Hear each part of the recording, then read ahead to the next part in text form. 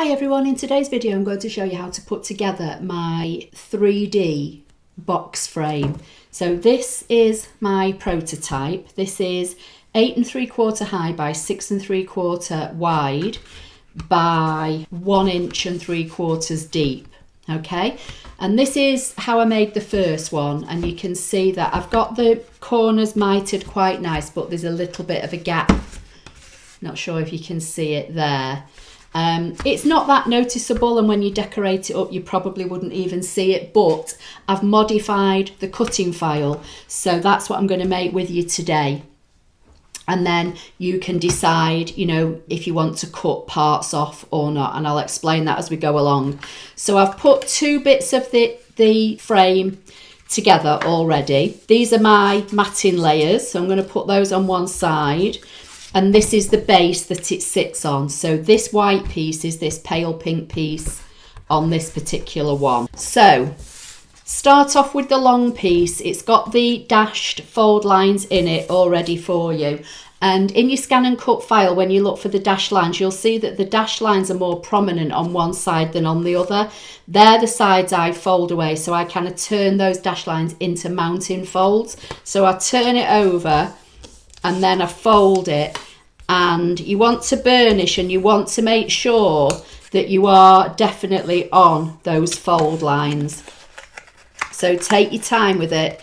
I wouldn't use a cardstock that's really heavy, because this is quite sturdy when it goes together anyway, and it might just be difficult for you to, you know, fold on these dash lines if you use something that's a really heavy weight.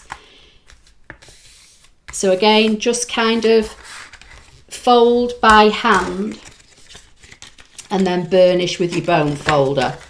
So this one is one of the sides.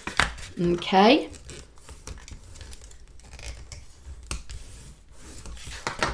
So that's what you've got. So now, if you fold this in and fold that over, that's going to stick together. So I'm just going to put some wet glue all along this 1/2 inch piece. In fact, I'm going to use tear and tape because my tear and tape is 1/2 inch wide. So I'm going to put that down. It might just make it a little bit easier.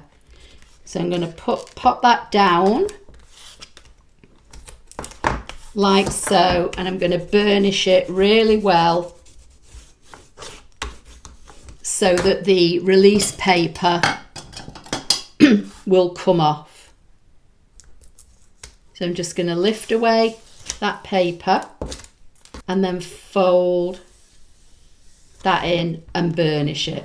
So give it a really good burnish, and then what you can do, turn it over the other way and burnish that edge again. So you're going to end up with a tube. Okay, now this one again, you're going to do the same thing. So the score lines are more prominent on this side, so I'm going to put that face down and fold over and just burnish them. So I'm just kind of folding them with my hands first to make sure I've got them, and then burnishing them down. And then this is where I've made an amendment to the cutting file from on the pink one I've just shown you. So you've got these little tabs on the side. Now you can cut these off if you don't want to use them, but I'm going to put this one together and show you the difference. Okay, so again, just put those tabs out of the way for now. Fold in this 1/2 inch section, and that's going to glue like so. So you just want to put glue on this little tab, and then it's going to fold over and it's going to sit like so. So again, I'm just going to bring in my tear and tape for speed. Give that a good burnish down. That helps it stick to the card, and it also makes it easier to get rid of the release paper. So now again, I've got this little bit folded in. I'm folding on this second score line, and I'm going to position that down. And again, give it a good burnish. And then you can do the same here, just go over that. So you're going to end up with 4 tubes. So this is your top and bottom, and these are your sides. Now the way I would do this, look for where your fold is and have your fold so that it's at the back of the frame. Okay, so this basically sits in here now to form your mitre, but this little tab is going to go inside, and I think that this is just going to give it a cleaner edge than this one, but again, it's entirely up to you. So the first thing I'm going to do is put some glue on this tab, and I am going to use wet glue for this now, just because it will give me a little bit more wiggle room. So you want this facing up with your join down, and you want it so you've got your angles looking at you. You're going to slide that in there and then slide this into here. So on the back it does overlap, but on the front you've got your mitre and you've got your tab. So what you want to do, you want to put a little bit of glue here as well, just a tiny little dab of wet glue, so that when that slides inside, it's going to hold on the bottom where that little tab is that I've tucked inside, and then it's just going to hold on that corner. Okay, and then just hold it until it sets. And Tombow, you know, sets quite quickly. So that's the top and the side. So you want to get your other piece, again, look for where your join is and put that down. You're going to put glue on this tab and glue a tiny little dab of glue just on this inside corner. So again, I'm just going to turn it over, put some glue on there and a little blob just on there. And again, I'm going to do the same. So I'm going to slide this in and slide that tab in at the same time. This isn't easy to do when I've got a camera above my head, but the main thing you want to do is get this edge lined up and get your mitre lined up and just hold until your glue grabs. So this is what I've got so far. Now, when I did this one, I stuck the top and the bottom to the base first, and then I glued these two on. So you can do it that way. It's entirely up to you. Or you can do it this way and put it on afterwards. But basically, this is going to sit on this base like so. So that will become the back. Okay, so I'm just going to turn it round now. I'm going to bring my other one in, making sure that the seams are on the back. And again, the seam's going to go down. So this is going to slide in like that and in like that. And that's going to make your frame. So again, I'm just going to put glue on both edges because I'm going to try and get both in at the same time. And I'm going to put a little blob of glue on that corner and a little blob of glue on that corner. So you're just on the inside corners. So you want to slide that in and slide that in. So you're squaring it all up. And the bottom, I'm kind of pushing against my belly. Okay, so you're just going to push it in and hold it on the sides and on these tops until the glue grabs. And then you're going to turn it over. You're going to put glue all around the edge and you're going to stick the back on. Like I say, when I did this one, I put this back down onto my desk and I stuck this bottom edge on first, on the top and the bottom, and then I slid the sides in. But I don't think it makes any difference. It's whatever's easier for you.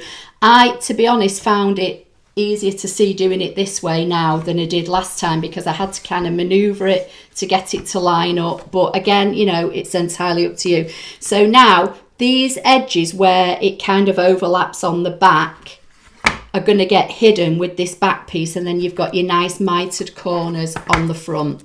So I'm going to put some glue I'm going to use wet glue for this because it's going to give me a bit more time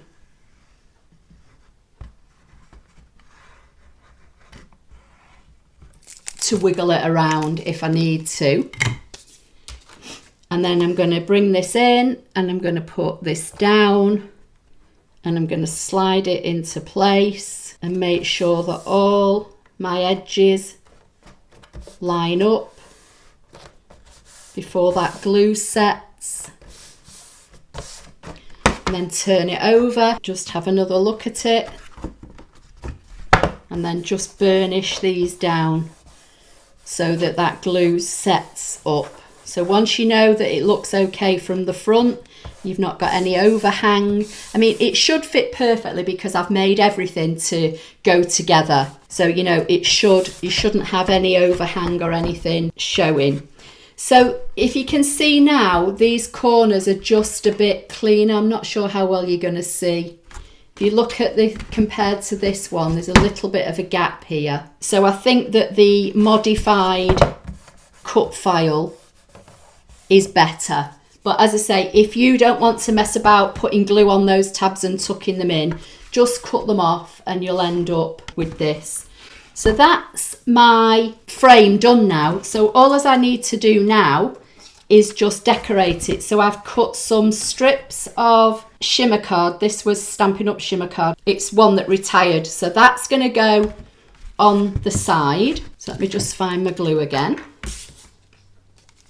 Just put some glue